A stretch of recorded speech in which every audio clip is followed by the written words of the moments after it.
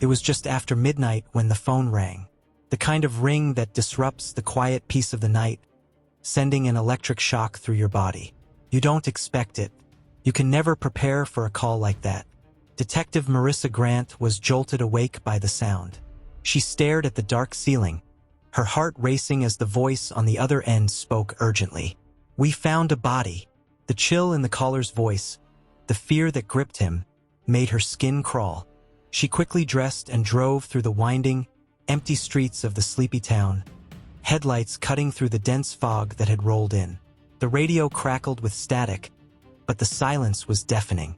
Her thoughts raced, running through all the possible scenarios. Car accidents, heart attacks, a stray dog hit by a car. But she never imagined the truth would be far darker than she could have predicted. When the police arrived, they found Nathan Reid, found lifeless on his living room floor, blood still fresh, splattered across the room in wild patterns. It was a scene that no one in this small town could ever have expected.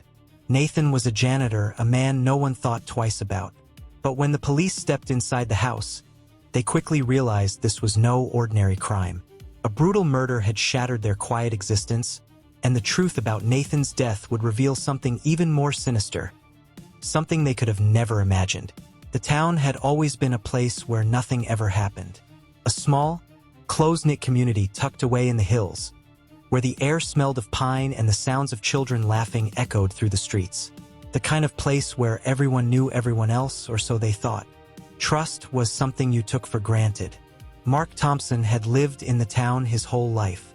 His mechanic shop was a hub of activity, filled with the steady hum of engines and the smell of motor oil and grease. Mark was the town's go-to guy, reliable, trustworthy, always ready to lend a hand. He was the man you'd call in the middle of a storm when your car broke down. And his reputation was spotless. Mark was married to Lorna, his high school sweetheart. They had 2 kids, a boy and a girl, who adored their father. Mark's life appeared perfect. To the outside world, he was the ideal man, the hardworking mechanic, the devoted father. But no one could have suspected the darkness that lay behind his smile. Susan Hartley was another familiar face in town. As the local nurse, she was as much a part of the town as the clock tower that chimed every hour. She had spent years helping others, always offering a kind word or a steady hand to anyone in need. Her life was one of quiet service, predictable, calm, and filled with routine. But, like the others, Susan had no idea how much danger lurked beneath the surface of the town she thought she knew so well. And then there was Nathan Reid, the janitor at the local high school. He was the one person no one ever paid much attention to. He worked quietly in the background, mopping floors and fixing minor repairs around the school. Nathan didn't stand out. He didn't seek attention. He lived alone in a modest house on Maple Street. His life was simple and unremarkable, or at least that's what everyone thought. What no one knew was that Nathan had seen something that no one was supposed to see. When the police arrived at Nathan's home, they were immediately struck by the violence of the scene. The front door was slightly ajar, a faint hint that something had gone terribly wrong. The house was in chaos. Furniture upturned, drawers pulled open, papers scattered across the floor. The air was thick with the unmistakable smell of blood, heavy and metallic. The brutality of the murder shocked even the most seasoned officers. Nathan had been stabbed multiple times, each wound deliberate, deep, and methodical. His body had been left in a strange position, as if the killer had staged the scene for a reason. Blood was everywhere, on the walls, the ceiling, the floor. The sight was grotesque. And yet, it wasn't the blood that disturbed them most. It was what was missing. Nathan's personal items, his wallet, his phone, his watch were all gone. At first, it seemed like a robbery, but something didn't add up. There was no forced entry. His shoes were neatly placed by the door, as if he had come home, taken them off, and then settled in for the night. His TV was still on, the soft glow of the screen casting an eerie light across the room. There was no sign of struggle beyond the bloodshed. No signs of theft beyond the missing items. It didn't make sense. This wasn't a typical robbery or a random act of violence. Someone had killed Nathan and had done so with a purpose. The police had no leads. Days passed, then weeks, and the town was gripped by fear. The unease that had lingered in the air grew thicker, heavier. People started to lock their doors at night. They looked over their shoulders. In a town where nothing ever happened, suddenly, everything felt wrong. Who could have done this? Could it have been a stranger, an outsider? Or was the killer someone closer than anyone imagined? Then, one day, the breakthrough came. Janice, the elderly woman who lived 2 doors down from Nathan, came forward. She had lived in the town for over 40 years, watching the world change around her from her front window. She was a quiet woman, known by few but seen by many. Her daily routine involved sitting on her porch, reading the paper or doing crossword puzzles.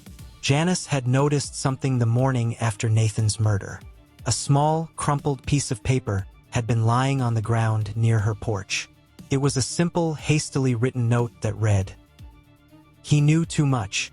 He had to be stopped." At first, Janice had dismissed it as nothing more than a strange coincidence, a note meant for someone else. But as the investigation grew colder, the memory of the note began to gnaw at her. Why had it been left there? And why had she not thought more about it before? After much deliberation, Janice handed the note over to the police. They immediately noticed something chilling. The handwriting matched a name that no one could have suspected: Mark Thompson. Mark, the town's trusted mechanic, was now a prime suspect. The police began digging into Mark's background. What they uncovered was something no one had ever imagined.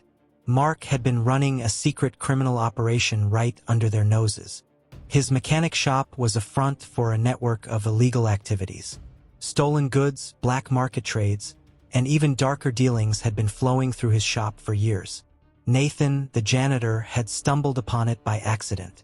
While cleaning the back rooms at the high school, Nathan had overheard a conversation between Mark and an unknown individual about illicit shipments, drugs, weapons, and stolen goods. Nathan, ever the quiet observer, had taken note of what he heard. He had tried to ignore it, but the more he thought about it, the more he realized he had uncovered something huge, something dangerous. Nathan's curiosity had sealed his fate. He had learned too much, and in Mark's eyes, that made him a threat that needed to be eliminated. The investigation into Nathan's murder quickly revealed that Mark had planned it with chilling precision. Mark had used his knowledge of Nathan's routine to lure him to his home under false pretenses. He had promised Nathan a simple favor, help with a broken car, but it was all a trap.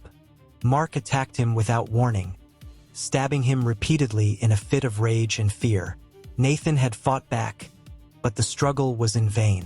Mark had overpowered him, leaving his body contorted and lifeless. The town was stunned. Mark had been a trusted member of the community, a man everyone had known and admired. But now the truth was undeniable. Mark had been living a double life, and his double life had cost Nathan Reid his life. In the months following Nathan's death, the town never fully recovered.